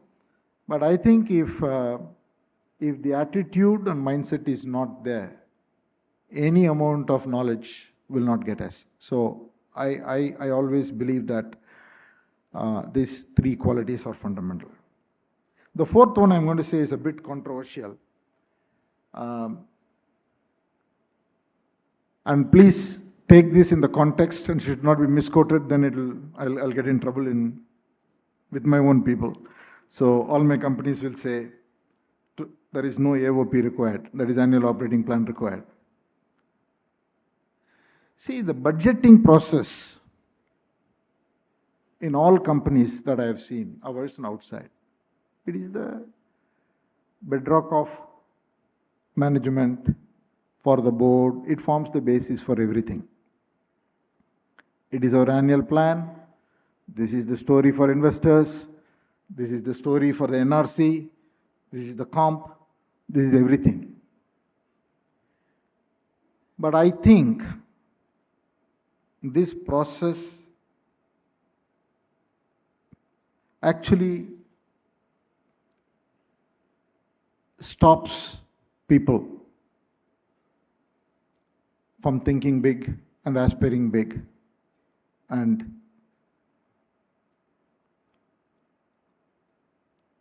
give people the space and freedom to look at the art of possible. So I personally don't like very elaborate number of criteria on the business plan. It's like a T20 players today. Every time they go and look at the pitch, the first question the commentator asks, what kind of a pitch is this? What is the par score? You say the par score is 180. 180, 185 is a good score. That's the problem. Because the players today have developed a lot of muscles. They want to hit, Jaiswal, look at him, you want to hit 6 every ball. So technically you can score 720 runs without a no ball. So business is like that. I feel aspiration is very important. So the boards, especially I will approve a plan, but I always have a conversation with the management. Always, all through the year. What can we do? What is the art of possible? What capabilities we need? So the art of possible question is a very important question. So I feel aspiration, if you want to really promote, you need to manage the budgeting process. I actually like a quote which I read long ago, and I use it all the time. This is from Michelangelo. I'm reading the quote. Quote, the greater danger for most of us, lies not in setting our aim too high and falling short. The greater danger for most of us lies not in setting our aim too high and falling short, but in setting our aim too low and achieving it all the time.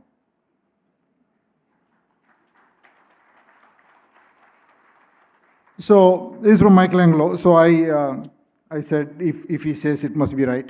So we should. The other thing I worry, means which people sometimes get obsessed with competition. And the market share charts go to 20 pages. This percentage, this percentage, this percentage, this. So I feel a healthy competition is very important, because if you don't have a healthy competitor, you will not improve. So we must celebrate competition. But we must know that every competitor has his or her own context. That company operates in a different context. I operate in my own context. So I feel every company should run its race and not get distracted by somebody else's race. It is not to say that don't compete. It is not to say that don't beat the hell out of the competition. Yes, we must, right? And you must aspire to be leaders. But benefit will come if you focus on our products, our service, my customer. How can I delight my customer? What is my process? And what are the strengths I have? What I can do which is different from somebody else, as opposed to getting over obsessed. So this is another aspect. Otherwise, people get into a lot of discussion about global economy, inflation, competition. So all the discussion goes in that direction. So I think there is tremendous opportunity for India. I think we are in a very, very unique point in time. India's standing is very high. The government under Modi has done a phenomenal job. There is not a place that you go to in the world they don't talk about it. It's always talked about. And everybody wants to be in India. There is not a single Fortune 500 company who has not been in India in the last few months, to my knowledge. I don't see all of them, but I see most of them. And to source from India, to manufacture in India, and it is happening. Even in manufacturing, I said the other day, 45% of the non-oil exports is high-end manufacturing products, which was 20% before the pandemic. Electronics was 2% and now it's 8%. So it is happening. So whether it is in manufacturing, whether it is in services or financial services or in hospitality, any sector we take, I think we are in a beautiful place. But we all need to work together. We need to be bold, but at the same time, we need to execute. Those are the few learnings I thought I will share with you. I do want to say one more comment. Growing up in Tamil Nadu, studying here, one used to look at amalgamations, Simpsons Group, TVS in awe. Those days, your parents will be very happy if you get a job in amalgamations or TVS and a few other groups in here. So for me, to be here today to receive this award is very, very special.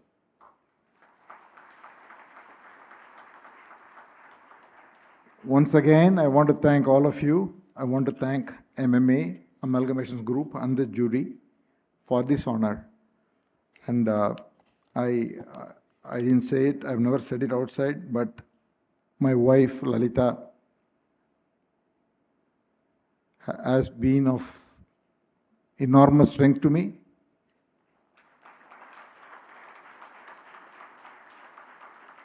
She is my biggest cheerleader, and she is my biggest critic. So I'm glad she is also here. And again, it's such a pleasure to address all of you, and thank you for listening.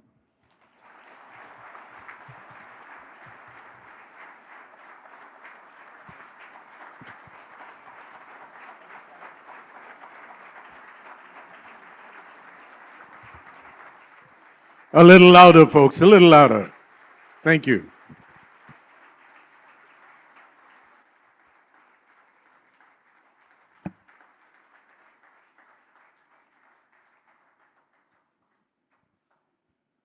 Thank you so much, Mr. Chandrasekaran. Congratulations again on the award. And thank you for that wonderful address. You've even given thought leaders in this room food for thought. Thank you so much.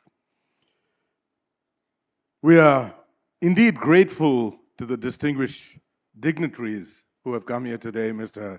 R. Seshasai, Mr. S. Gurumurthy, and Mr. Arvind Datar, for offering their felicitations on this momentous occasion.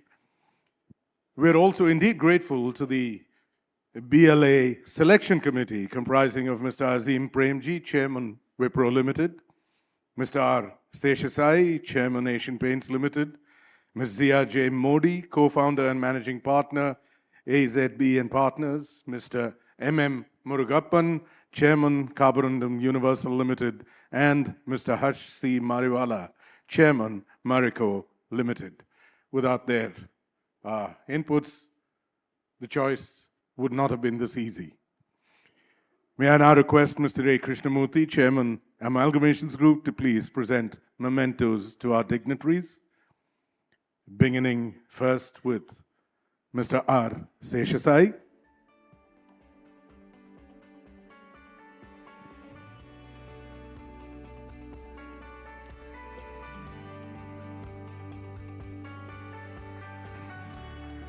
To Mr. S. Gurumurthy.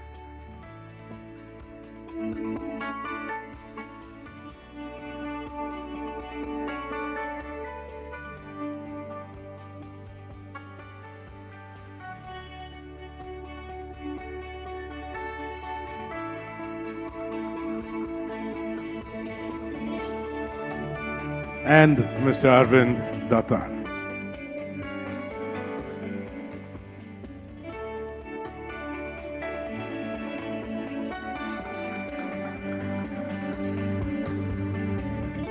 Thank you so much, gentlemen, for being here with us today. At this point, we'd like to also make a special mention of Deloitte, our consultant for the award, who have put together an excellent and seamless process, which made the job of the distinguished selection panel really easy. May I now request Mr. A. Krishnamurthy to present a memento as a token of our appreciation to Mr. P.S. Ishwaran and Mr. T. Kadir, Partners, Deloitte.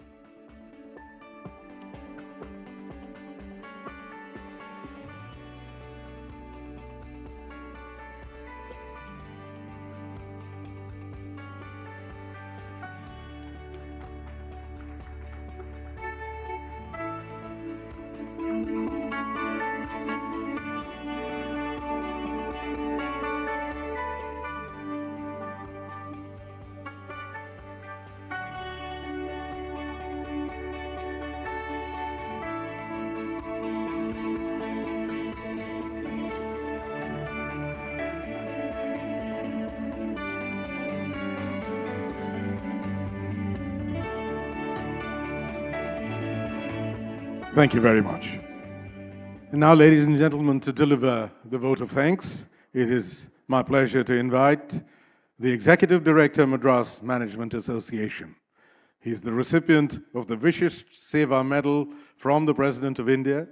It is under his dynamic leadership that MMA continued to win the AIMA's Best Management Association in India for 14 times in a row, including for the year 2022-23. He's right by my side, ladies and gentlemen, Group Captain R. Vijay Kumar, Executive Director, Madras Management Association. Good evening, ladies and gentlemen. It's indeed my proud privilege to be here to deliver the formal vote of thanks. I'm singularly honored because as Executive Director, the 4th Business Leadership Award, I'm part of it, and it's a great moment. Let me first thank distinguished awardee this evening, Mr. Chandrasekaran, Chairman TATA Sons, who received the award in person. I know how busy his commitment, and he's given us a date, and we could stick to the date, what he gave it to us, and also delivered a thought-provoking address. Thank you so much, sir. Your presence added tremendous value, and you are now jewel in the crown of Amalgamation Business Leadership Award. And also, sincere thanks to Mr. Chandrasekaran for her gracious presence. Madam, your presence added tremendous value too. Our sincere thanks to guests of honor, Mr. Shai, Mr. Gurumurthy, Mr. Arvind Datta, for taking your time to be with us this evening. I know how busy you are and joined us and offered the felicitation. Indeed grateful to you for your felicitation. Mr. Krishnamurthy, Chairman, Amalgamation Group, he has been a great source of inspiration. He is a great supporter of MMA and always start discussing with us every point and made sure that we deliver the best. And thank you, Mr. Krishnamurthy, for all your advice and guidance from time to time. Mallika Srinivasan, what to say about Mallika, madam? I've been working with her for the last 5 months. It's always a pleasure, privilege, and honor to work with her. So meticulous, and there's no less than 100%. And Madam MMA has become more operationally ready working under you. Thank you so much for all the guidance and privileges what you've given to us to do this award working with you, Madam. The panel of selection committee, we already know Mr. Sheshai, Ajim Premji, Mr. Murugappan, and Mr. Modi Mariwala. Some of them are not able to be present here. I think they made the jury job very easy in picking up the best. And Deloitte, Ishwaran, and Kadir, they put together an excellent document which made the jury's job nice and simple. And past presidents of MMA, who are the real inspiration for all of us to continue. In fact, I must mention Mr. Unnikishnan, President 1969-72. The first award was presented this year amongst us. Thank you, Mr. Unnikishnan, for joining us this evening, and members of Managing Committee. And also our heartfelt, sincere thanks to Mr. Vijay Shankar, I must mention him, and he's chairman of Sanma Group, for facilitating this venue by rescheduling this event to another location. We are truly grateful to you, Mr. Vijay. Thank you so much for your kind gesture. That made us possible to watch this award function so grand this evening. Thank you, Mr. Vijay Shankar. And Team MMA and Team Amalgamation Group, thank you for your thing, Team TAFE. Again, Team MMA, they are the best, and all the accolades what I get, I think they are behind the show. And thank you so much, Team MMA and Showspace.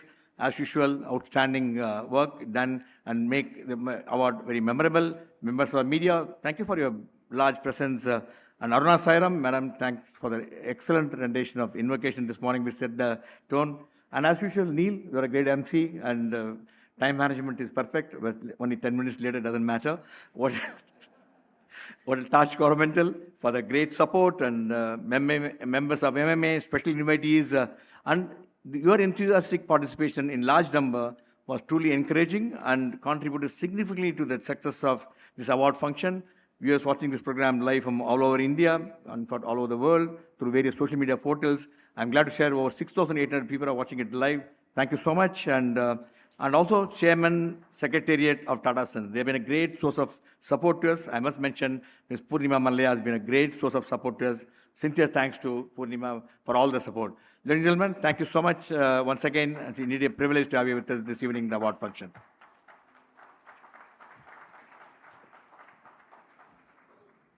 Thank you, Group Captain.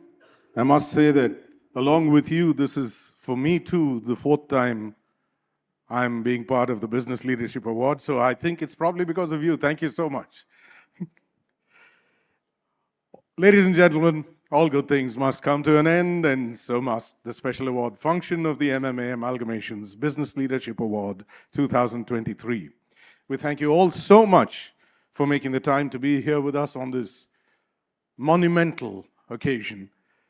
Before I request you to stay on and enjoy a sumptuous dinner that we have laid out for you, we need to pay respects to Mother India. May I request you all to please rise for the national anthem.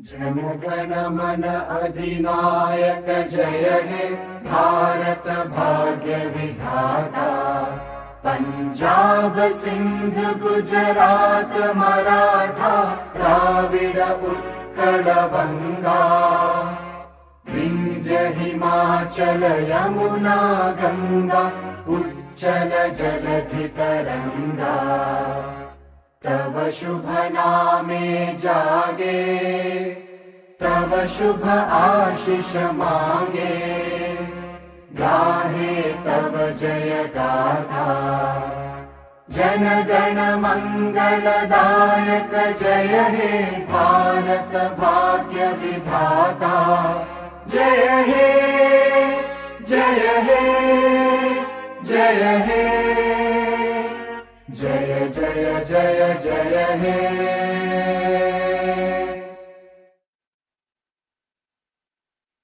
Thank you very much, ladies and gentlemen, once again for being here with us.